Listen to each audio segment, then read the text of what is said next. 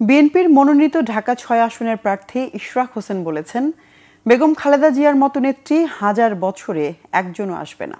বিকেলে রাজধানীর ধূপখোলা গ্যান্ডারিয়া কমিউনিটি সেন্টারে ইশরাক হোসেনের আয়োজনে বিএনপি চেয়ারপারসন ও সাবেক প্রধানমন্ত্রী বেগম খালেদা জিয়ার রোগ মুক্তি ও সুস্থতা কামনায় আয়োজিত দোয়া মাহফিলে কথা বলেন তিনি বলেন, সাধারণ গৃহবধূ থেকে রাষ্ট্র পরিচালনার দায়িত্ব পালন এমন নজির ইতিহাসে বিরল।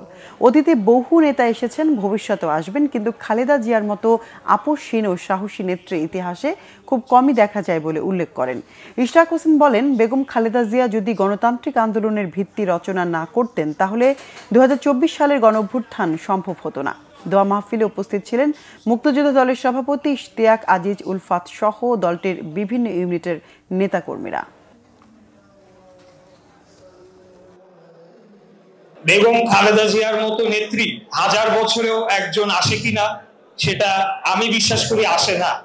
দেশনেত্রী বেগম খালেদা জিয়া যদি এই গণতান্ত্রিক আন্দোলন, গণতন্ত্র পুনরুদ্ধারের আন্দোলনে ওনার যে ত্যাগ, সেটা যদি উনি স্বীকার না করতেন বা কোনো ধরনের আপোষকামিতায় যেতেন, তাহলে আমি মনে করি ২৪-এর গণঅভ্যুত্থান কেন ১০০ বছরে ওই আওয়ামী লীগকে হটানো সম্ভব হতো না।